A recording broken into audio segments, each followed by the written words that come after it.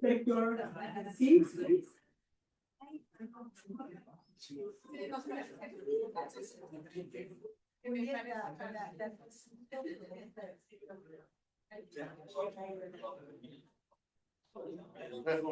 Vamos começar com a Keynote.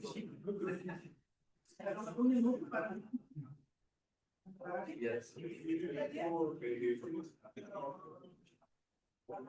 Virtualmente.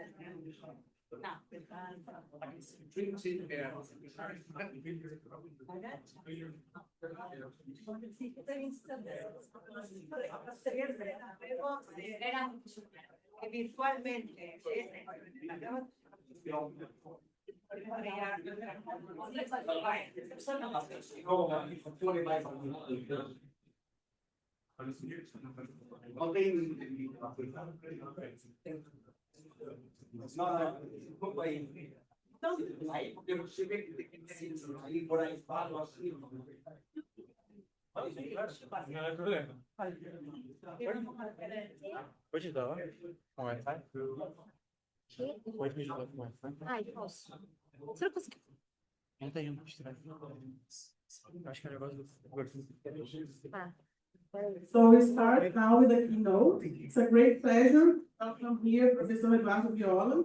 And we agreed that we'll do the keynote and the roundtable one in English because we know that some people do not understand Portuguese or Spanish. And so thank you for bearing until now. But those two sessions then will be held in English, which I believe that most people at least understand. And now it's a great pleasure, as I said, to have Eduardo Viola here. He's a professor who has been working with climate change and sustainable development for many, many years in Brazil. And I'll present him formally. He's currently senior fellow at the Institute of Advanced Studies from the University of São Paulo and professor of international relations at Getúlio Vargas Foundation and visiting professor of Nova University of Lisbon. He retired after 37 years as a professor of international relations of the University of Brasília, has been a visiting professor at several international universities, Stanford, Colorado, Texas, Notre Dame, Amsterdam, Lisbon. His main research are international political economy of climate change, globalization, governance, democracy, autocracy. Viola has published 8 books, more than 90 peer-reviewed articles in journals, more than 50 book chapters. I mean, he's extremely read in Brazil and abroad. And so I think without further ado, I'll give him the floor. Thank you, Eduardo, for being here with us. Thank you very much, Andrea. It's a great pleasure, both Andrea for inviting me here. Actually, I mean, I'm going to do something that I am not very used to, that is to read, because it's better to use it in a much more efficient way in my time. Okay, and so okay, I am. It's the first time that I enter in contact with this network that seems to be extremely interesting according to the program that I have read. It's amazing. Okay, actually, I am not an expert in the relation between Latin America and Europe.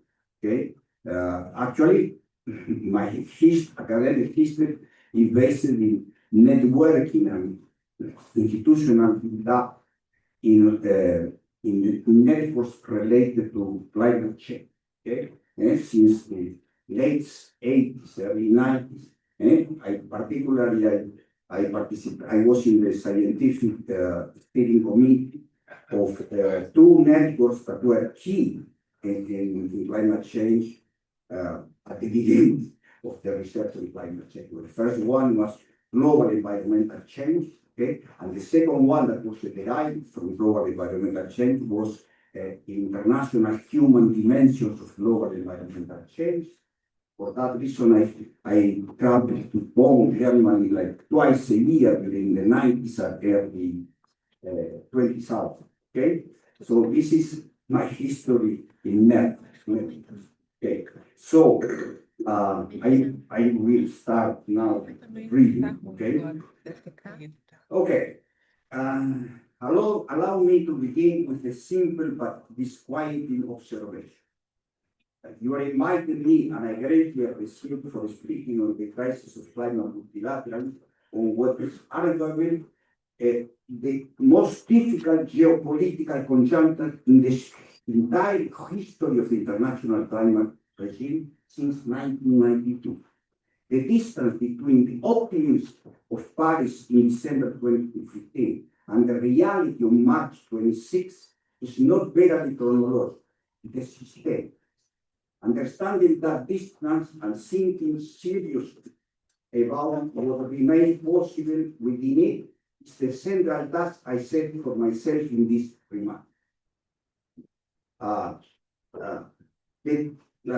We are witnessing, what we are witnessing is not a cyclical downturn from which the international system will bounce back once a particular administration changes for a particular conflict area. We are witnessing a structural transformation of the international order, one that is reshaping the very conditions under which cooperative solutions to global problems, including climate change, are possible.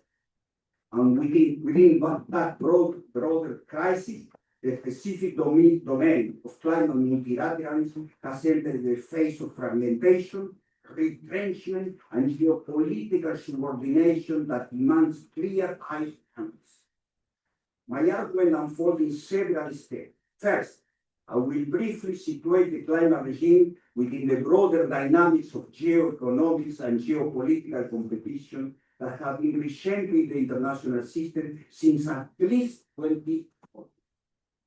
Second, I will offer a reassessment of the Paris Agreement, both its genuine achievements and its structural limitations. Third, I will trace the sequence of geopolitical shocks that have progressively eroded the foundation of climate multilateralism from the first Trump administration through the full Russian invasion of Ukraine, the succession of COPs from Glasgow to Belém, and now to the second Trump administration and the third war in the Middle East. Fourth, I will assess the positions of the 9 key actors in global climate politics. And finally, I will offer a frank assessment of where we stand in 2026, not as a counsel of despair, but as a kind of clear diagnosis without which no serious therapy is possible. So, second, the structural context, geoeconomics, geopolitics of security, and the general crisis of multilateralism. To understand the crisis of climate multilateralism, one must first understand the broader crisis of the multilateral order of which it is part. The international system has emerged from the end of the Cold War, resting on a set of foundational assumptions. The progressive expansion of liberal democracy, the deepening of economic interdependence through trade and investment, the capacity of international institutions to manage collective action programs that have been systematically challenged over the past decade. The inflection point, in my view, came with Russian annexation of Crimea in 2014. That act shattered the post-World War European security architecture and signaled the return of territorial revisionism as an instrument of great power politics. Crucial, it also inaugurated what became known as the shadow war in Donbass, keeping a low-intensity conflict alive in eastern Ukraine as a constant source of geopolitical pressure. The annexation of Crimea was not simply a regional security event. It was a signal that the rules-based international order was negotiable in ways that had been not been seriously entertained since 1945. And it triggered a cycle of great power competition that has not intensified the power competition. Simultaneously, the multilateral trading shift was entering its own crisis.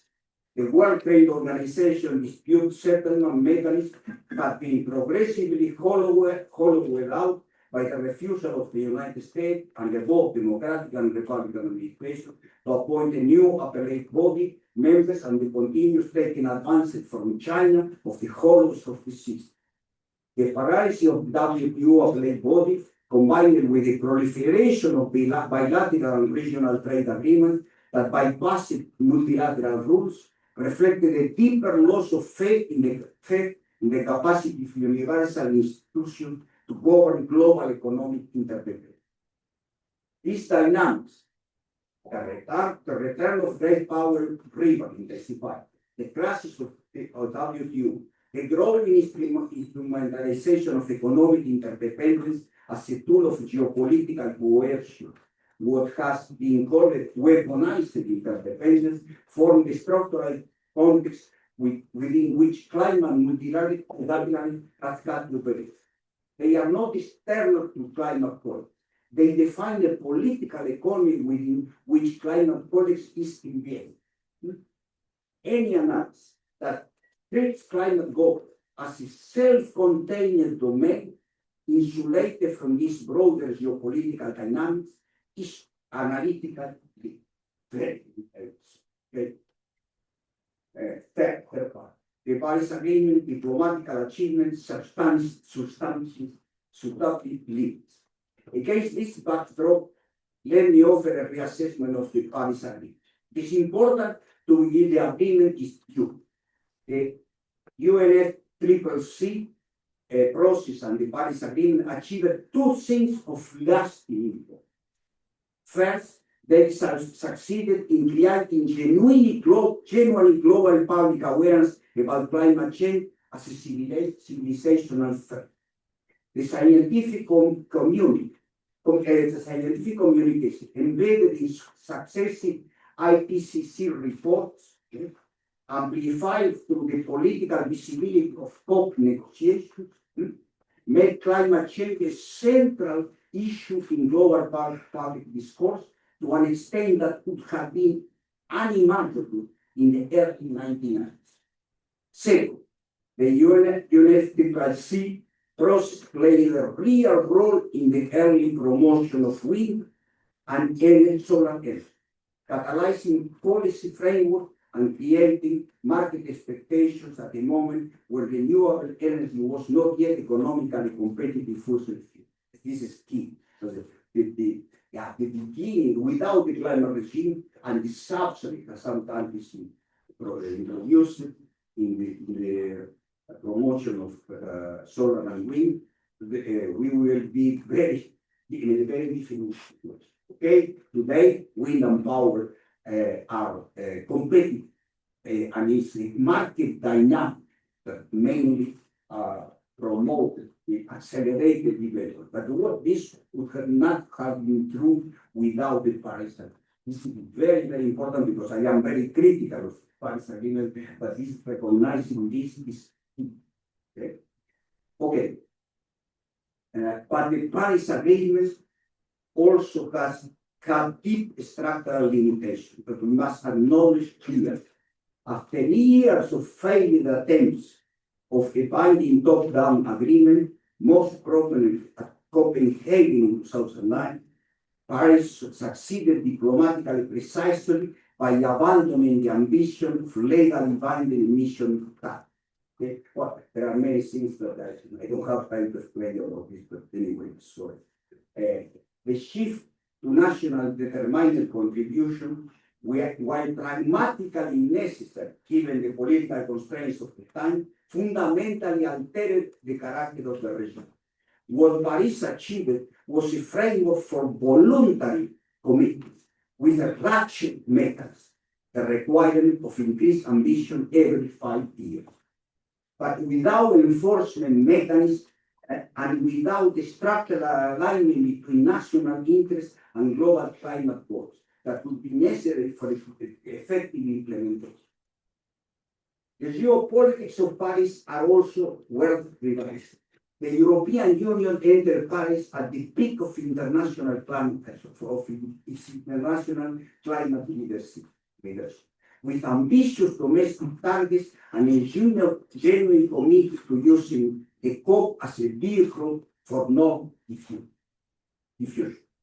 The Obama administration was constructively engaged, but structurally limited by a Congress that could never ratify a binding international treaty in relation to commitments to emission reduction.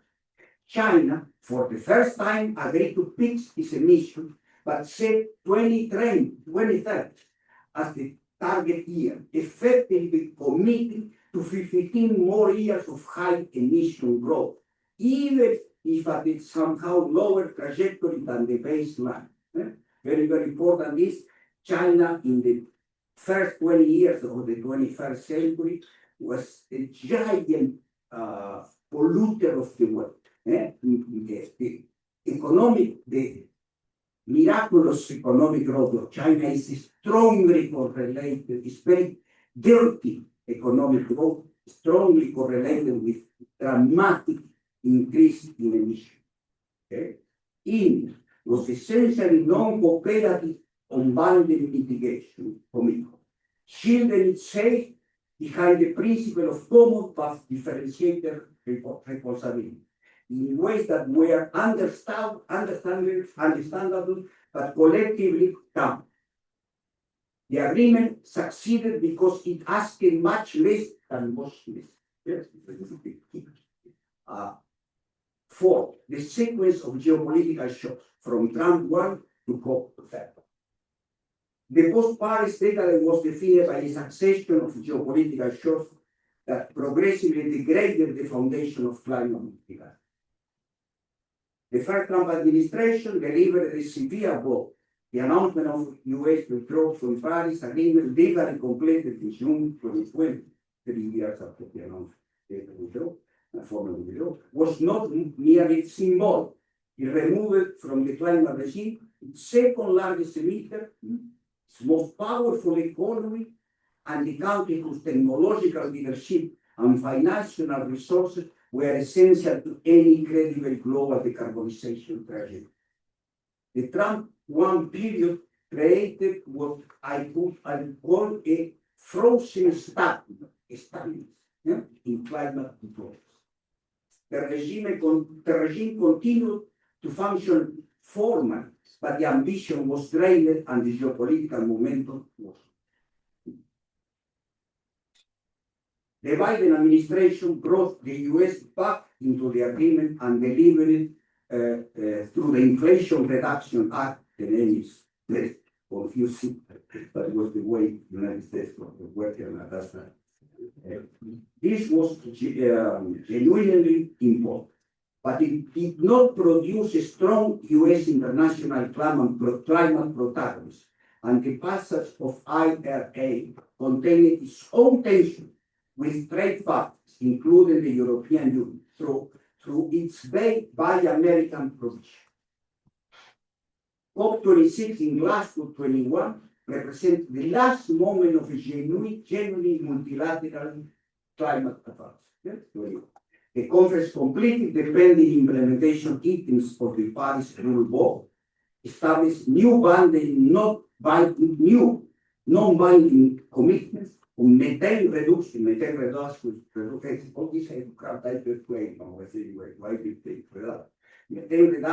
deforestation, clean energy financing, and importantly, expanded the coalition of non-state actors, including banks and financial funds, committed to net zero targets. The Glasgow Climate Pact, however, revealed a persistent fractured line, the opposition of China and India to any language committing to a phased elimination of coal, a delusion that was rightly identified as a significant retreat from what the science suggested. The full-scale invasion of Ukraine in 2022, 2 months after the Glasgow, was a geopolitical earthquake whose climate consequences are still unfolding.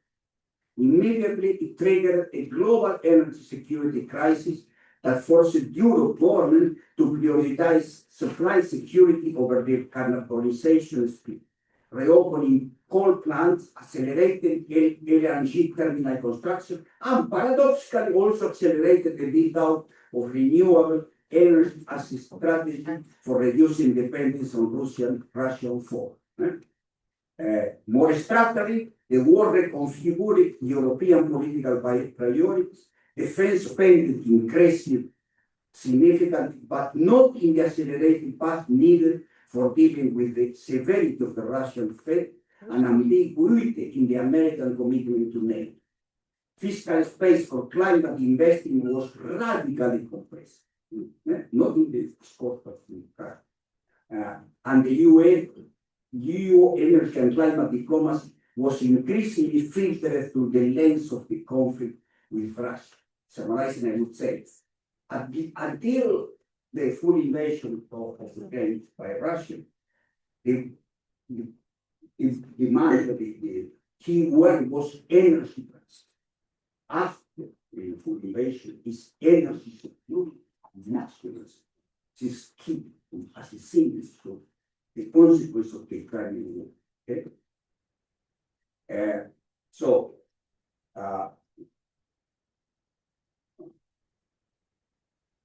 Since 2022, for the first time in the history of the climate regime, there has been not clearly identified leadership coalition capable of driving the process forward.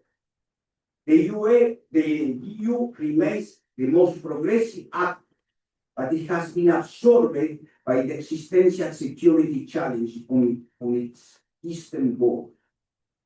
The result has been a backbone of climate leadership for the first time in the history of the regime. So this is actually something very relevant for this moment. The European Union was the leader of the climate regime since 1992 to 22. But 22 changed dramatically this capacity of leadership. And there is a backbone of leadership. This is very, very important to understand the leadership of climate regime. Okay? Okay.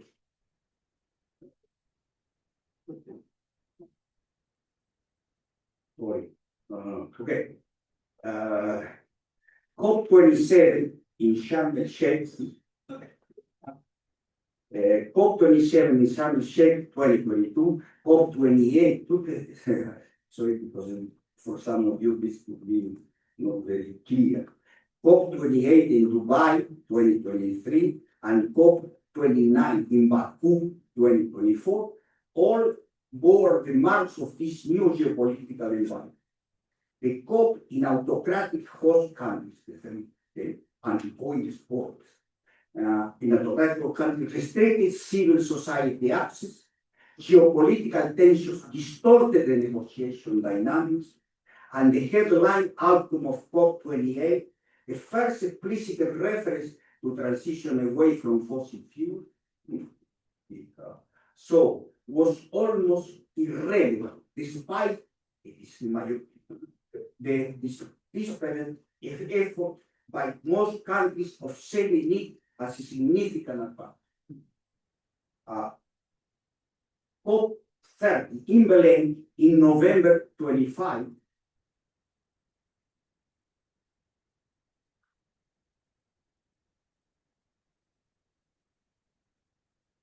COP30 in Belém in November 25 was, as many of us had predicted with growing concern, a failure. A failure that occurred under the most unfavorable geopolitical conditions in the history of the climate. Because I want to be direct about this, something that is sometimes avoided in Brazilian academic and policy circles, out of a form of institutional patriotism. The Lula administration spent more than 2 years preparing for what would hope would be an optimal, successful Brazilian COP presidency.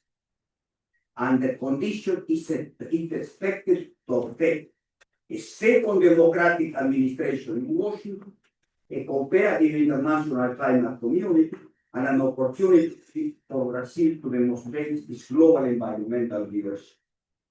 There is a whole history of pretension of Brazil to be a global leader. In all my articles and publications, I have contested this. First, because in my view, global climate leadership only could be an economy that is a significant share of global GDP and carbon emissions. So only European Union, China, and United States. Never Brazil. But in some moments, Brazil pretended to be at least co-leader, though Brazilian diplomacy.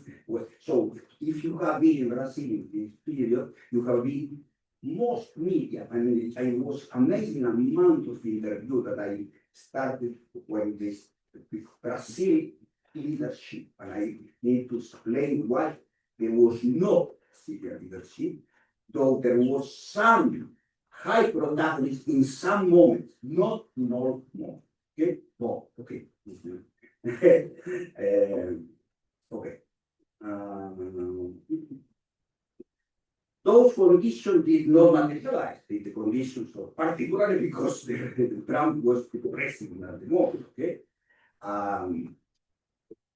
There was no consistent change of the strategy. This is a point that is key in my experience, because I have been many times, let's say, particularly with the Minister of Marina Silva, that I have been speaking many times in 20 months, and always having a contestation of the view that he had the government. Okay?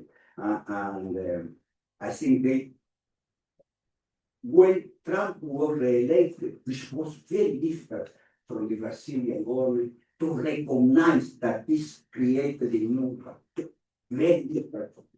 For me, was clear, was easy.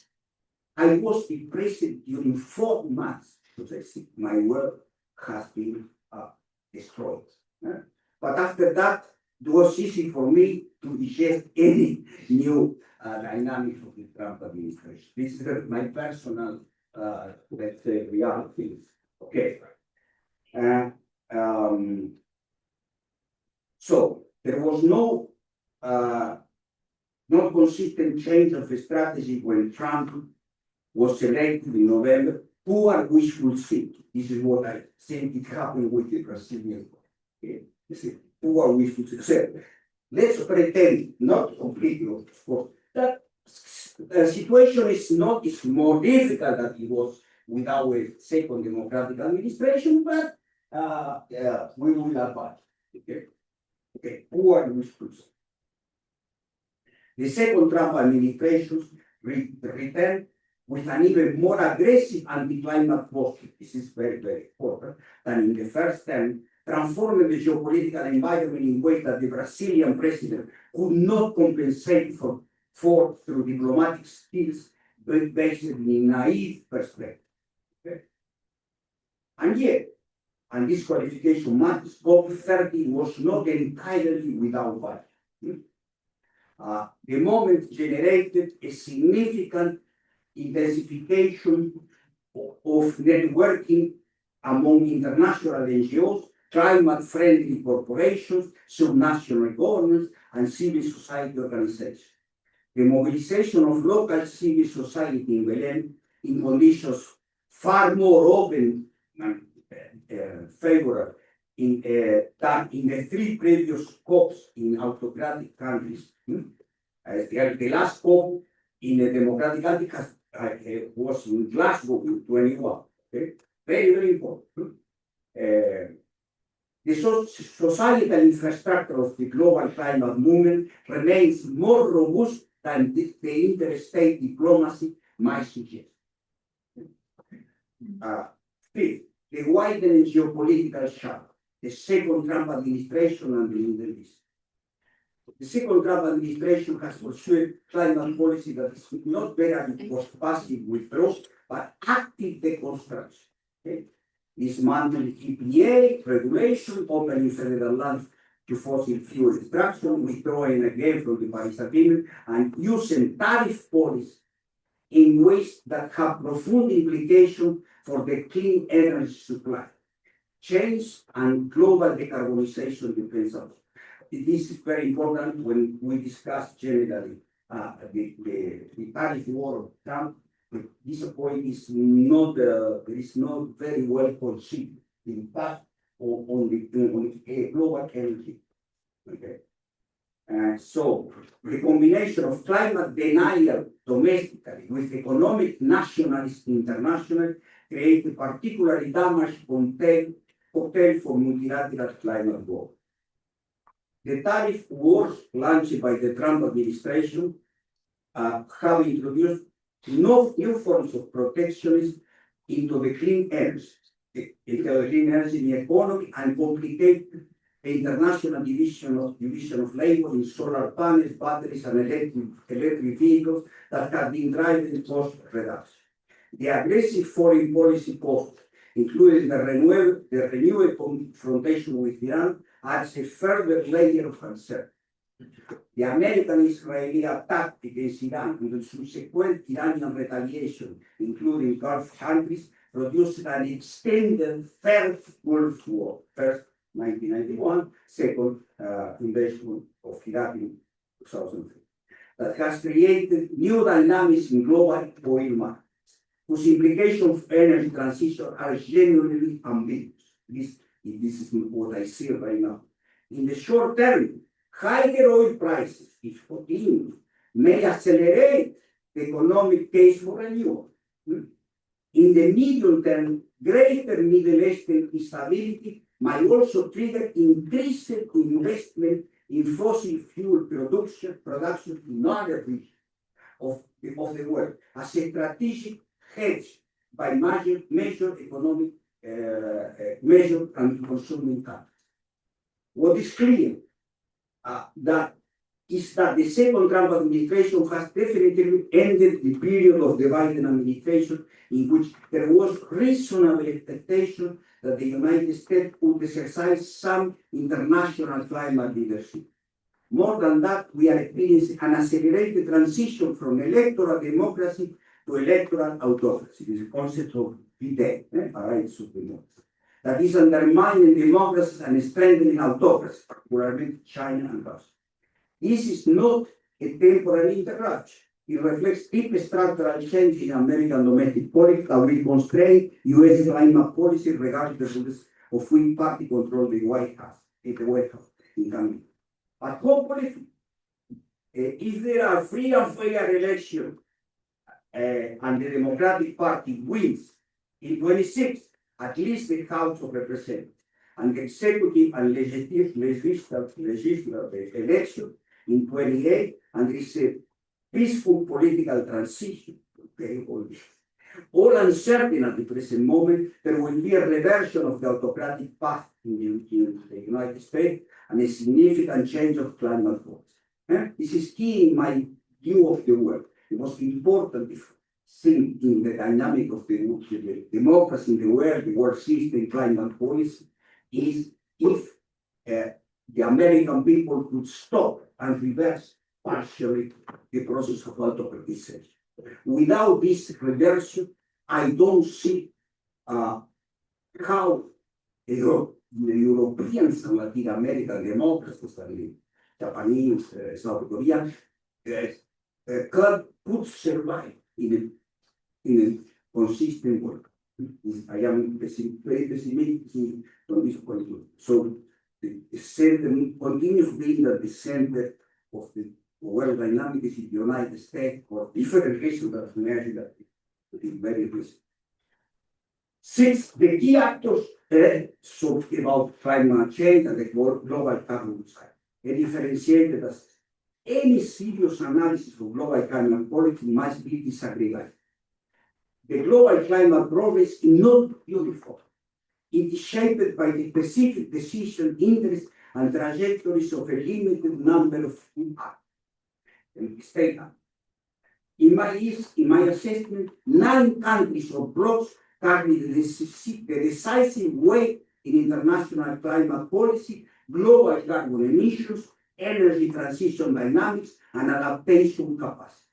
The United States, China, the European Union, including the UK, India, Russia, Brazil, Saudi Arabia, Japan, and Indonesia. The United States is currently the most consequentially negative actor in climate multilateral. A deeper paradoxical position for a country that was at the frontier of clean energy technology, hosts some of the world's leading climate research institutions, without any doubt. I mean, also physical science, but also on climate, in more social science, Europe is very important. And whose state, cities, and corporations, and the Democratic Party, cities, states, and so on, not the Republic, and continue to advance decarbonization independent of federal, but with restrictions. Russia is the second clearly negative pole. A petro state whose political economy is structurally dependent on fossil fuel remains and has been a predator of climate policy in the 21st century, whose leadership is ideologically hostile to climate goals, very, very important, as a Western normative, and which has used energy as a geopolitical weapon in ways that have destabilized the European energy crisis. Saudi Arabia has been the most consequent predator of the regime since 1992, because the skills of the diplomats for output and its unique capacity of production and manipulation of the international price of oil. The difference between the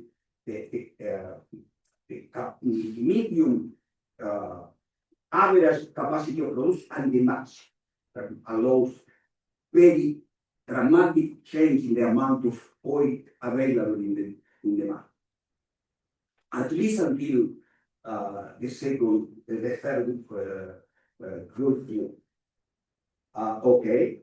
The European Union continues to be by far the most progressive actor in climate multilateral, maintaining ambitious domestic targets and using its regulatory power through mechanisms like the CBAM, the EULAS, and the EU taxonomy to support climate standards.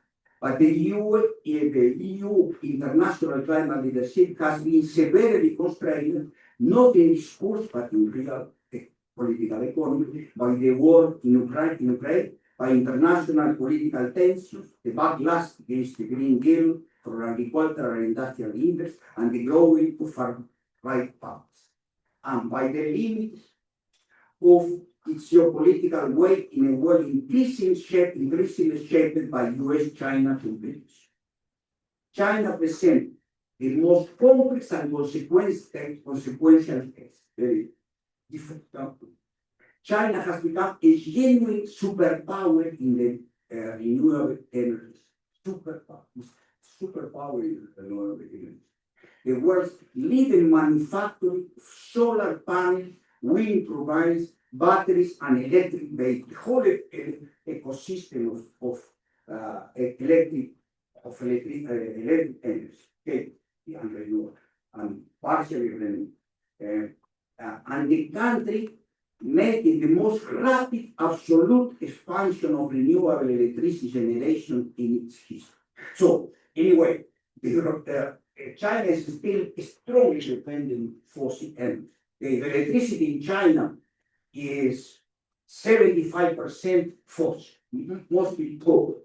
Okay, so they are producing in circulated in China, for example, D1D that is circulated in China with 75% of electricity, fossil energy, electricity, is extremely different in pollution that a Chinese car circulated in Brazil, where 90% is of the electricity made is renewable.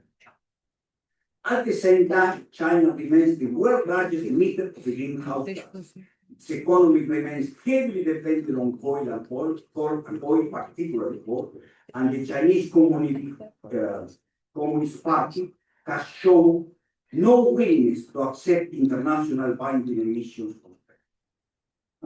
The trajectory of China's energy transition will be decisive for whether global warming is held below 2.5 degrees. And that trajectory is being shaped by complex interaction of industrial policy, energy security calculations, and the US-China strategic competition. That is, we cannot reduce to any simple narrative. I would stand a lot about this is very key, but always, of course, I don't have that. India is a negative player in international climate regime, despite the genuine and impressive growth of solar energy on its territory. India's negotiation position has consistently prioritized development right and historical equity argument over mitigation commitments and the combination of India's enormous population, rapid economic growth, and extremely coal-dependent energy system make it a decisive variable in global emission pressure. Brazil occupies a uniquely paradoxical position, a country with the largest tropical forests in the world and a significant tropical forest that are not only because of biodiversity, because of how important is the Amazon, particularly in terms of the global carbon cycle. Okay, so a significant share of global biodiversity, a predominantly renewable electricity matrix, and growing bioenergy and clean fuel sector. Something important to clarify here. Brazil has a very clean electricity matrix, but the energy matrix is not very clean because of the liquid fuels, okay? The use of oil. So many times you can see in Brazil people speaking because Brazil is very clean. Brazil in energy, Brazil is very clean. It's not. It's more clean than most of the country. But what is very clean is the electricity. Okay, not the energy market that is very anyway than most of the country. Because it includes electricity and liquid. Oh,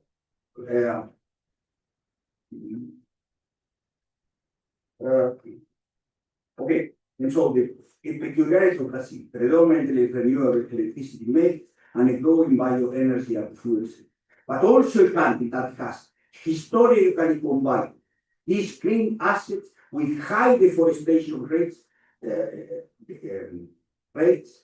Brazil is the worst player historically in deforestation in history, particularly in the period that we have now accounted of emissions from land use change deforestation. That is from 1850. Okay, so this is when you see the place of Brazil as responsible for climate change in the world, and you exclude emission from climate change and deforestation, Brazil is very, very factor of the climate global carbon cycle. But when you include, and this is actually going, don't want to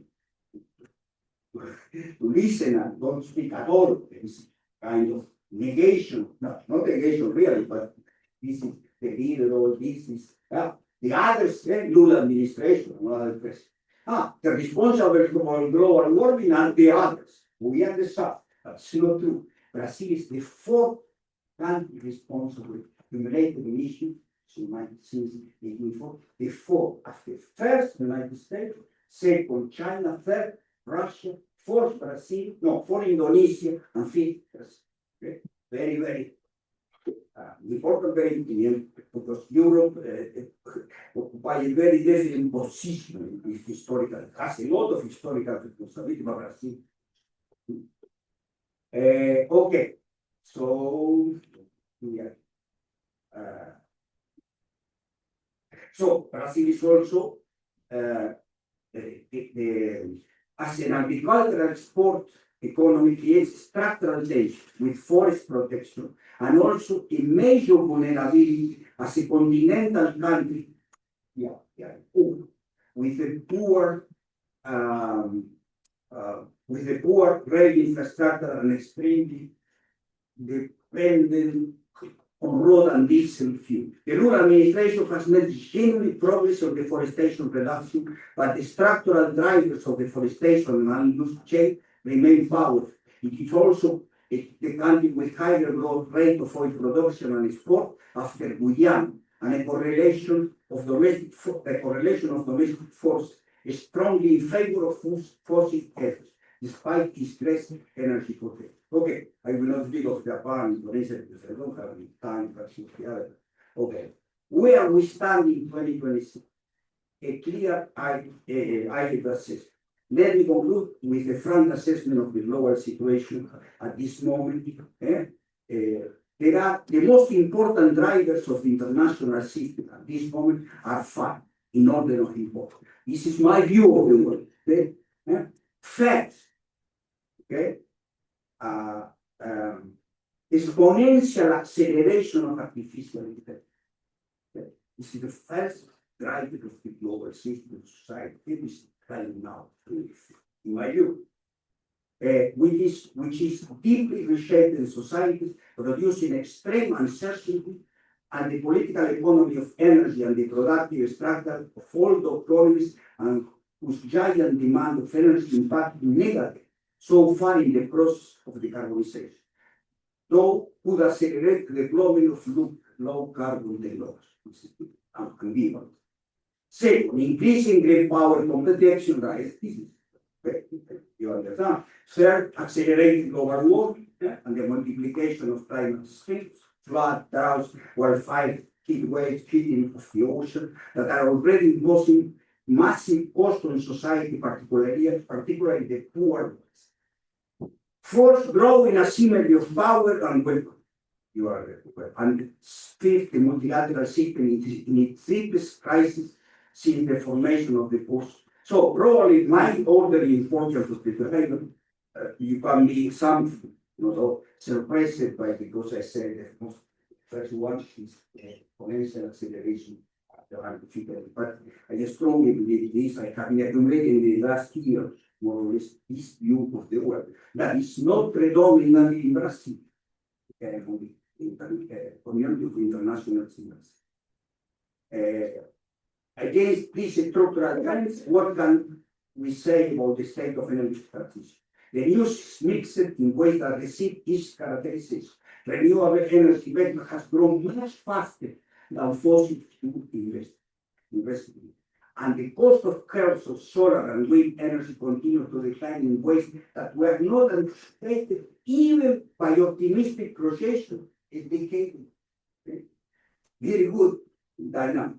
These are okay, but the absolute level of fossil fuel consumption continues to grow in global terms, less accelerated than renewable. Okay, the current trajectory of global greenhouse gas emissions, even accounting for announced national policies in the NEC, points to a warming of between 2.4 and 3 degrees by the end of the century. So, what we need? Accelerated growing of renewable, fast reduction of fossil. What we have?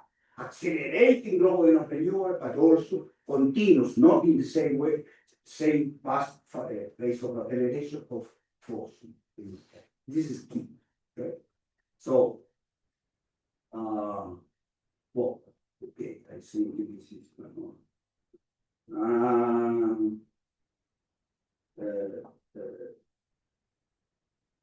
let's see.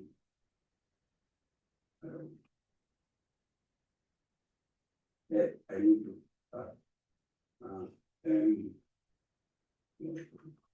something about the subject of this call.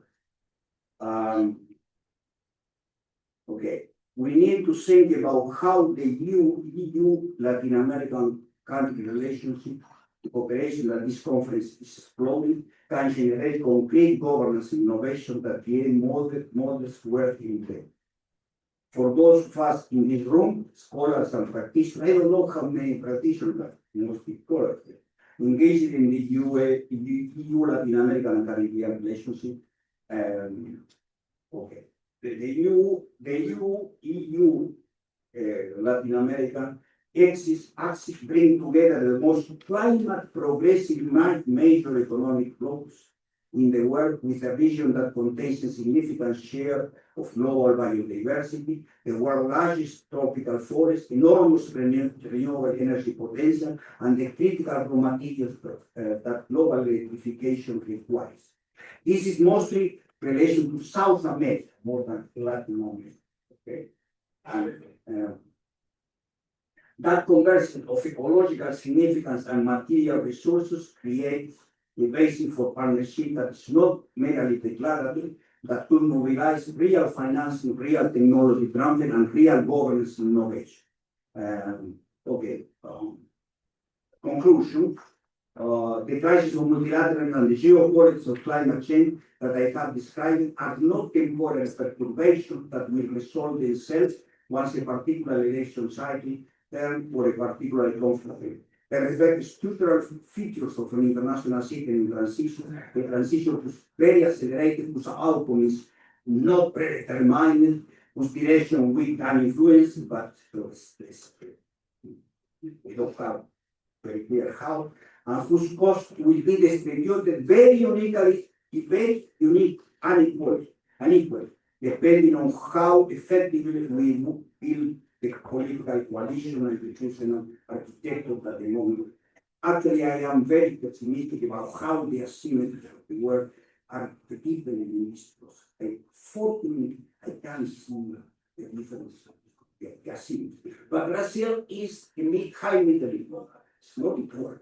Okay? So Brazil is not in the bad situation that depends on the elements. Okay. The history of the climate regimes in Paris is, in one sense, a story of progressive disappointment, but it's also, in another sense, a story of extraordinary societal mobilization, technological transformation, and normative change that has no precedent in the history of international cooperation and collective action problems of comparable scope.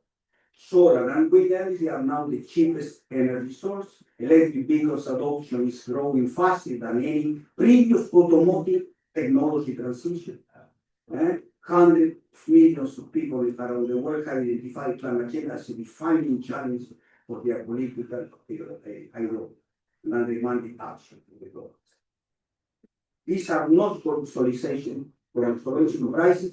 They are real changes in the structural landscape of global climate policy. Change that may be possible to imagine pathway to a tolerable future, not a terrible future, even from within the difficulties of a present geopolitical movement. No?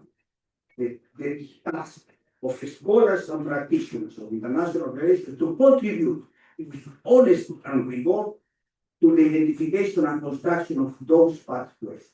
That is what will bring us together in Rio de Janeiro today, and it is a task whose urgency, despite everything, or perhaps because of everything, has never been there. Thank you very much. Sorry for the long time.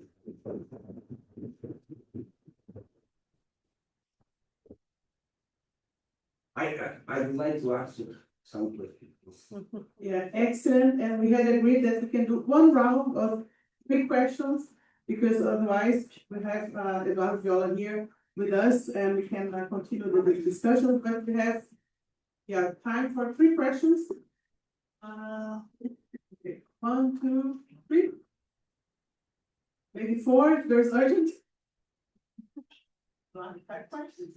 Okay, 5. Those 5 questions and those who raise their hand. Let's start there. Can you raise again the hands? Okay. Professor, thank you for your great speech. I would like to know your Can you perspective. tell your name just so we know? Okay, I'm Javier Coveña from Flaxo, Ecuador.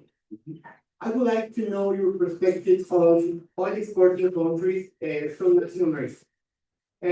How do you think that they can contribute to global decarbonization, at least on diplomatic level? At least at diplomatic level. As you mentioned, probably at economic or carbon footprint level, they could not a great impact, but at least at diplomatic level, how can they contribute to this process of global decarbonization, especially with the geopolitical and economic condition, because some of them could say that if they contribute with emission reduction or at least less production, they could sacrifice or they could be abandon their national goal because they need that money to invest in their national development. Thank you. Reminder, you can ask in Spanish or Portuguese, and please be short, so we have all these 5 people who raise their hands. Monica?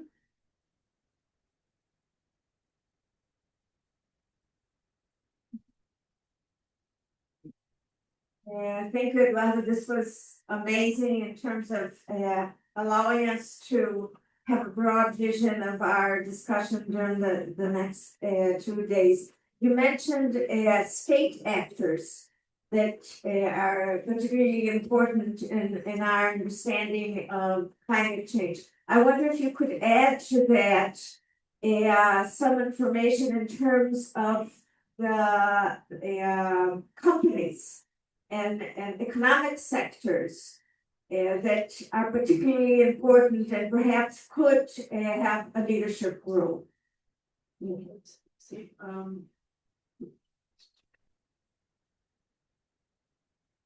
There behind, and then to the middle, and back down here again. Thank you, Professor Eduardo. Just a short question. You mentioned that Your name, please? I'm sorry, I'm Mariana from FGV. You mentioned that the Israel versus Iran and the invasion could bring new dynamics and higher oil prices in the medium term, but that will run to other regions, production regions of fossil fuels in the long run.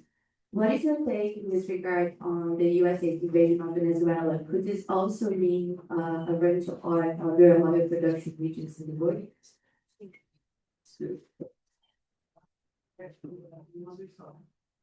Oh, yes, it's more difficult, but it can be because we don't have time.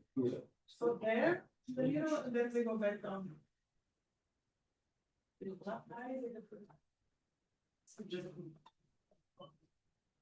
I'm Bianca Pinelli from Universidade Nova de Lisboa. I have one question and a request for a comment.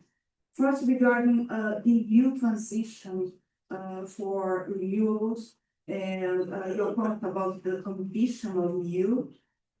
You mentioned that the ambition is high, and the problem that we have about energy security is affecting EU negatively in terms of the transition. But what about the effect of the United States trying to force EU to make trade agreements and import LNG? It seems that this is a force that is currently more important derailing the energy transition for EU than the oil shock. And of course, the populist global network that denies climate change and tries to stop the transition. And the comment is trying to be a little bit more positive regarding the current crisis of the Middle East. Oil prices rise for everyone, even for big oil producers, such as the United States. So, is there a possibility that instead of increasing oil production due to energy security concerns, they temporarily go to coal because it's easier? Of course, it's bad for the environment, but it's short term. And at the same time, they increase investments in renewables. Thank you. We have 3 more people. We go down then. Thank you.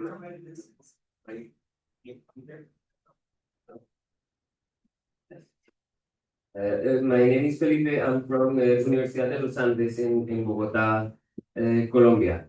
Thank you so much for your presentation. According to what you're saying and your analysis, Brazil or Latin America at large cannot emerge as climate change champions? Because you said it's only the US and China who can emerge as champions. So why can't Latin America emerge as a leader? Could you repeat the last part? Okay. So, solutions?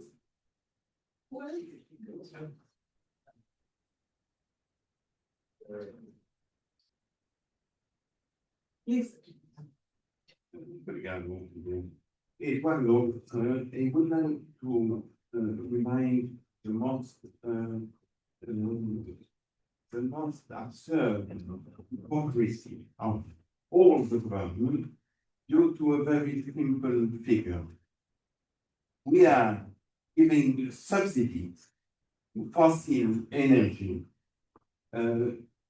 International Monetary Fund has a statistic each year giving the exact number. It's amazing that each year we are spending in cash or tax reduction more than 1.8 trillion. This means 1,800 billions of dollars for spurring carbon emission. This is a shame which has to be publicly put on all the websites of those who are trying to stop this irreversible suicide of our society. Thank you. I think that was it, or Kai? No. Okay, so please, we'll have, as I said, Eduardo with us the whole day. We can continue later, please. Okay, well, a lot of, well, thank you very much for all the questions, all very interesting, very challenging. I don't know if I would answer in the best way all this. I don't have time. The first one about coming from Ecuador, from an Ecuadorian person. So, I mean, Latin America countries at the diplomatic level today, I mean, there are players that are relevant now, starting from Brazil, okay? Second, Mexico, okay? Chile is progressing, last year, but it's not because of the size of the economy, the size of the share of global currency or the emission, that doesn't have impact. Okay, so this is, I would say, the question I would put more focus in what one Brazil and Mexico can do in the international at the diplomatic level, and it is, I say, Brazil can do a lot. Of course, the expectations of the present situation, and with a government that is ambivalent about very good in reducing emission from deforestation, but it's not very good from because it's becoming the fifth oil exporter in the world. Okay? Morning, amiga, my dear friend from many UK. So, when I speak about the 9 countries that I just have time for maybe 6, I consider them as a political approach. It's not just because it's the whole country system, political economic system, so it's the society, the population, and the government. This is they are profiling the work and their performance. Okay, so corporations are key. Actually, the most important players in the objective dynamic of decarbonization or not is corporations, particularly large global multinational corporations. So, what is the dynamic right now? There are, I mean, always we have that. Since early 2010s, not before, if we have a continuum, like an effect corporation, okay? That from the most damaging to climate change to the most progressive, going in transition. The great need is not of corporations, okay? Now, of course, the worst place are occupied by the the fossil fuel corporation, particularly coal corporation, but all corporations, or oil and gas corporations. Okay, so I would say right now there is a kind of, because of the second Trump administration, and because of energy security issue, there is a kind of partial retreat of corporations from their policies, their plans, and as corporations, the investment plan and so on, some partial stagnation in terms of moving more to clean energy technology, clean energy cycles, the whole issue. But they still continue, and Europeans continues, and it's key. Even Chinese corporations, a lot of Chinese corporations, right now we have a significant amount of corporations in China that are moving in the direction of decarbonization. Okay? So, the third question, mine.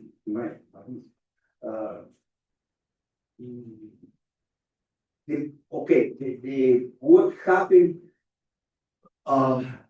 in relation to what I speak about the hedging the major consuming countries, that this is most importantly, this is China and the consuming countries, fossil fuels, oil.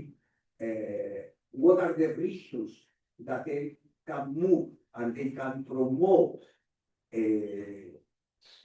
new oil investment for expanding capacity of production?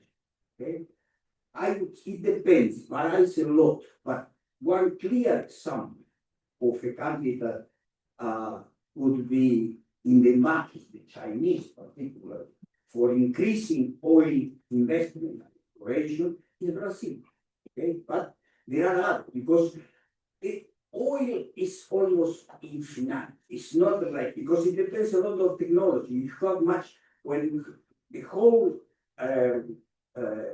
technology of fracking discovered by small producer in Texas on Arafon, and in the 20s, 2005, 2005,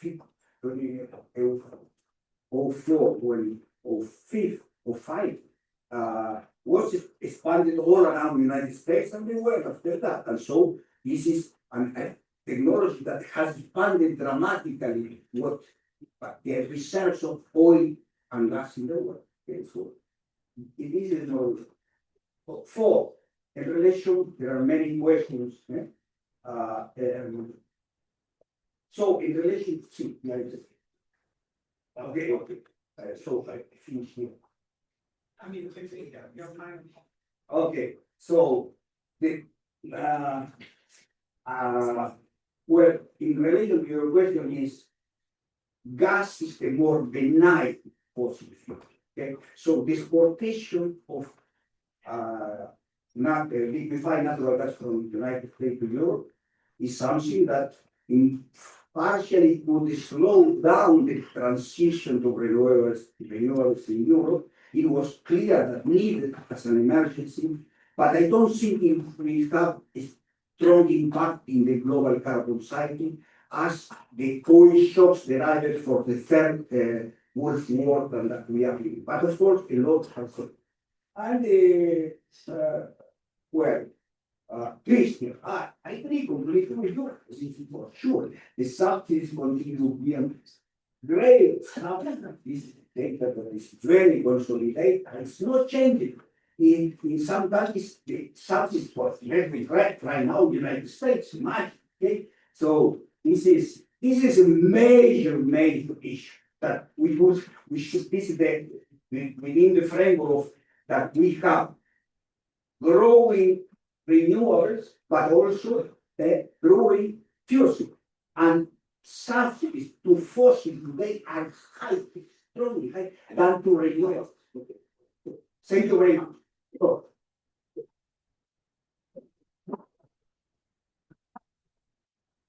Very much. We'll be talking to you about coffee breaks and other.